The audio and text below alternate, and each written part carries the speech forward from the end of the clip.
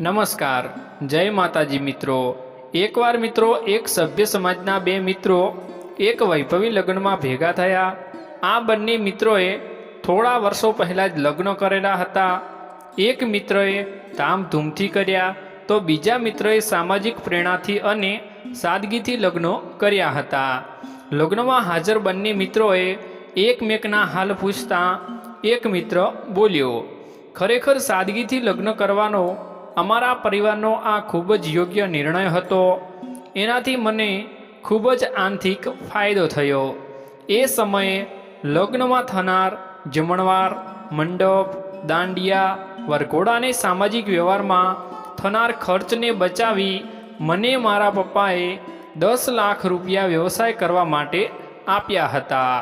આજે ધંધામાં ખૂબ જ સારી કમાણી હોવાથી મેં હમણાં જ મારું પોતાનું 3 BHKનું ઘર બનાવ્યું, પરિવાર માટે એક નાની કાર લીધી અને આજે એક ખૂબ જ સારું અને શાંતિભર્યું જીવન જીવું છું। બોલ, તારો સંસાર કેવો ચાલે છે?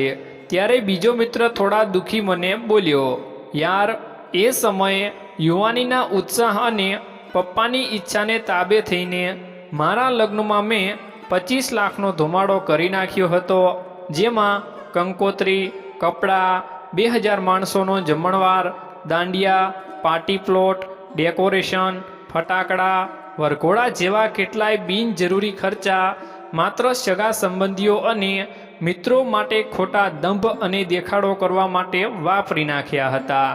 અને એ સિવાય મારા મામાની આર્થિક પરિસ્થિતિ સારી ન હોવા છતાં વૈભવી મામેરું કરાવ્યું, એ તો અલગ જ।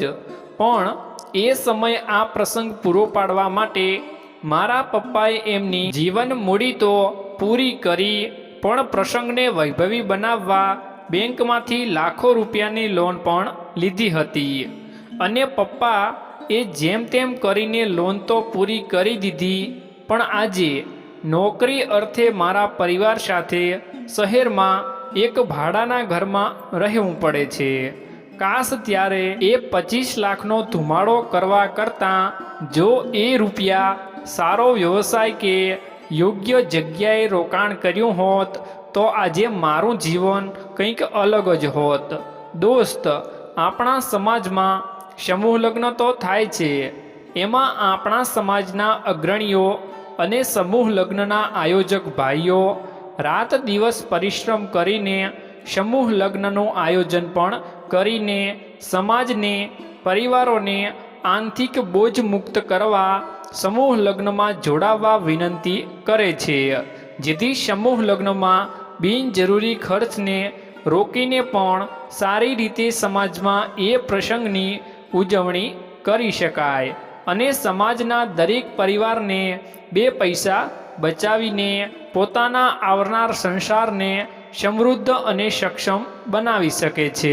અને જે પરિવારો સક્ષમ છે એ પણ સાદગીથી લગ્ન કરીને સમાજમાં સામાન્ય મધ્યમ પરિવારોમાં એક ઉત્તમ દાખલો બેસાડી શકે છે, કારણ કે આખરે સામાન્ય મધ્યમ પરિવાર અનુકરણ કરે તો આ સક્ષમ વર્ગને જોઈને જ કરે છે। પણ યાર, મારા લગ્ન જેવા ઘણા યુવાનો સમૂહ લગ્ન કે સાદગીથી થોડી લગ્ન કરાય। લગ્ન તો શાહી અને અદ્ભુત જ હોવા જોઈએ, જેથી સગા સંબંધીમાં આપણો વટ પડી જાય, એવું વિચારીને ખોટા દંભમાં લાખો રૂપિયાનો ખર્ચ કરીને આવનાર વર્ષો સુધી દેવાદાર બનીને જીવે છે। પણ અફસોસ, સગા સંબંધી કે મિત્રો 2 દિવસ પછી લાખો કરોડ રૂપિયાના ખર્ચે કરેલ એ પ્રસંગ પણ ભૂલી જ જવાના છે। જ્યારે તારા જેવા સમજદાર મિત્રો સમૂહ લગ્ન કે સાદગીથી લગ્ન કરીને સમાજની વ્યવસ્થાનો આ ભાગ બને છે, પણ ખોટા દંભ દેખાડાનો ત્યાગ અને બિનજરૂરી ખર્ચ રોકીને ઉત્તમ ભવિષ્ય માટે સારી બચત પણ કરે છે। ચાલ મિત્ર, હવે જઈએ। મારી વાત આજના આ સમયમાં વૈભવી દેખાવ ઈચ્છતા લોકોને ગમશે નહીં અને ગળે પણ ઉતરશે નહીં, પણ આ મેસેજ વાંચતા યુવાનો અને સાંભળતા યુવાનો સમાજમાં બદલાવ લાવવા માટે પોતાનાથી એક પહેલ કરે તો પણ આ મેસેજ સાર્થક ગણાશે। તો મિત્રો, આજનો આ વિડીયો તમને સારો લાગ્યો હોય તો તમારા મિત્રોની સાથે શેર કરજો અને લાઈક કરી ચેનલને મિત્રો સબસ્ક્રાઈબ કરી લેજો। હર હર મહાદેવ મિત્રો।